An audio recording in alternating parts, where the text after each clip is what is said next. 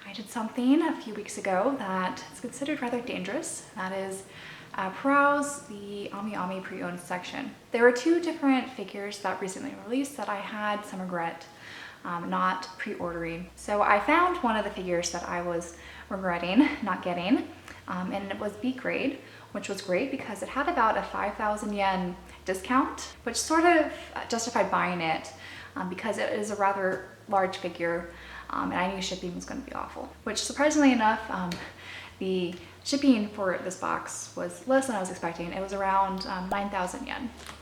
So still quite a lot, but with the current currency exchange rate, it was around $60. So I'm going to open this box up and share the two figures that I bought and share why B grade figures are a good alternative, especially if you're trying to look for some figures with a slight discount.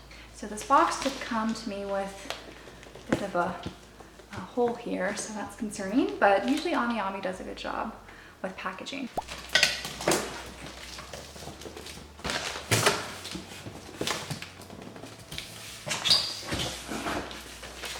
So this is the AmiAmi card for, I believe, August. They always insert a little card in every order. And right here is the big one. So this is Ike from Fire Emblem. And then I also have here Melia from Xenoblade Chronicles Definitive Edition. So we're gonna start off with Melia here, and she is the one that I actually bought brand new. I think I may have picked up the last one they had in stock actually. So I'm really glad that I snagged her when I did. So some close-ups of the box here. So this is made by Good Smile. It does have the Nintendo logo and all that here.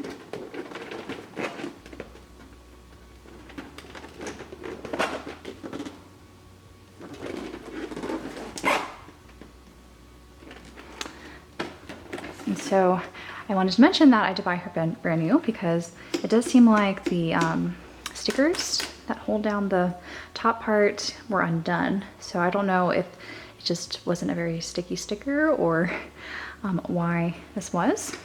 I don't really mind too much though.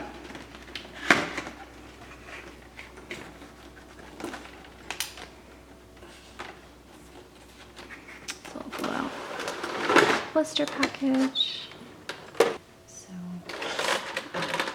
she is unopened because she still has tape here, so I'm guessing just the stickers on the exterior, or maybe a defect or something.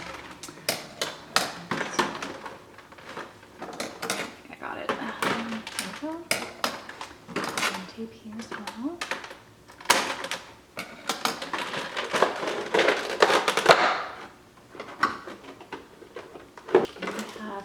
Melia here, and oh, she looks so nice.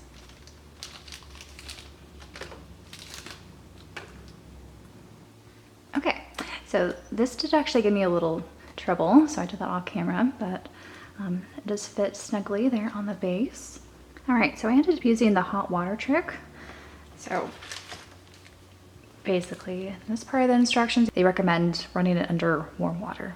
So for me, that helped because I was really afraid to break off her really delicate fingers there. Now a closer look at Melia here. She just looks so graceful in this pose, and I really love the pearlescent paint that they chose for all the white and purplish parts of her outfit. And she just has so many intricate little details from the seams in her outfit, you know, the pleats, and you can even see the individual teeth of the zipper on her boots. Initially, I was a bit iffy on the fake grass on her base, but I think it's rather fitting given sort of the scenery that you move around in the Xenoblade Chronicles games. She is my first Xenoblade figure. I do have Nia on pre-order at the moment, and I'm really happy that I did pick her up. When I was playing Xenoblade Chronicles Definitive Edition, it took me a little while to warm up to Melia, which I think it was probably the intention of her character growth. And I recently replayed Future Connected, the prologue, and it was just kind of nice to see her grow as a leader and just show her kind of delicate strength in that prologue. So Ike here is the B grade figure I ended up getting. And so AmiAmi rated the box B grade as well as the figure as B grade. So let's take a closer look at this box. So far, I'm not seeing any issues, and because this is another Nintendo IP, you do have the official Nintendo seal here and sticker. And this is by Intelligent Systems. So their figures are also related to Good Smile. Yeah, so far, not seeing any issues.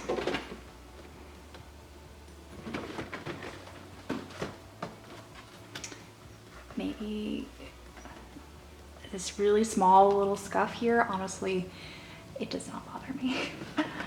Same with the back, it has maybe a little scratch. You can see it's B grade here, so it's both the box and the figure. It's listed as B grade. And because this is pre-owned, the sticker seals are already been cut. But yeah, I don't really know why this is a B grade box. Open here. So I didn't mention this earlier. I was just really hesitant to buy him because of his size, because he just looked huge. And I saw on Amazon Japan, they estimated his shipping to be around 8,400 yen, which was a lot. And so I was really just afraid to just outright buy him because of that. But I'm glad I waited for this. But let's see what the figure actually looks like in person. So I think there are 3 layers to this blister pack. We don't see any tape. So yeah, looks like this will just pop off.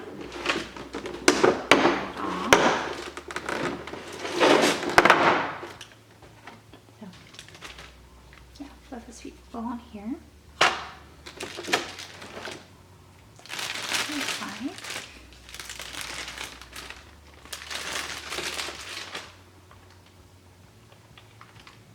So some close-ups on him. I've not seen any flaws. His armor is actually intended to have this dusty, worn out look, which I thought was a pretty neat detail on the paint job. And this is part of his headband. This massive sword.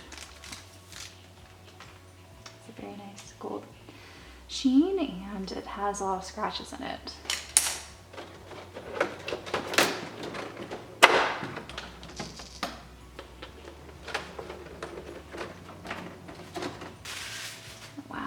Cape. Very showy piece. They also have metal pegs here. Thankfully these are round, so hopefully they'll be a bit easier to put in, unlike Melia, who had these kind of square pegs, and that was a little awkward. So let's see how easy this will be. All right, so it was much easier to do that off camera. Next, I believe you remove his head and stick the cape on. That was easy to pop off, thankfully. So there's, okay, so that's gonna sit here. Gosh, this cape is massive.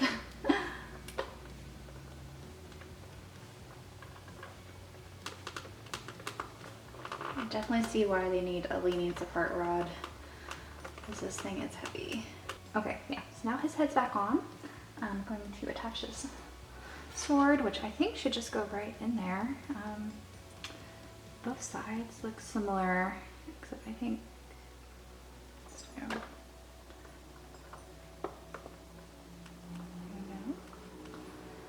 so closer look at Ike here. When I initially saw the prototypes, I wasn't really sure what to think, so I think that's part of the reason why I held off pre-ordering him. But I think they really achieved a good sculpt here. And I especially love how bulky he is. It really fits with his character and his dynamic pose. You really see the strain in his neck and his arms while he's holding up that really hefty blade. And I especially just love how scuffed up his armor and his weapons look to give it that more realistic feel that he's in mid-battle. Now, I've never played either of Ike's games, Path of Radiance and Radiance Dawn, but I really do like watching videos on the Fire Emblem lore and whatnot on YouTube, and Ike just strikes me as a very integral character. So I'm really hoping both of his games eventually get ported or remastered over to the Switch. But overall, I'm really happy with picking up Ike here. And I honestly can't tell where the flaws are in his sculpt or paint. So I think it was definitely worth taking the risk of getting a B grade figure rather than his brand new figures that are still available on AmiAmi, since that 5,000 yen discount really did help offset the overall shipping costs. So there we have it, my two latest acquisitions in my skill figure collection. So I'm really glad that I picked both these up. I'm still on the fence about Marth, who I think also recently just came out at the end of July. And I've also been considering getting more Xenoblade figures, particularly Cosmos from Xenoblade 2. And they also just announced Neo from Xenoblade 3, who's getting a scale figure. So don't be too surprised if I end up adding those to my collection at some point as well. But yeah, I think between these two, you really can't tell which one is the B grade figure.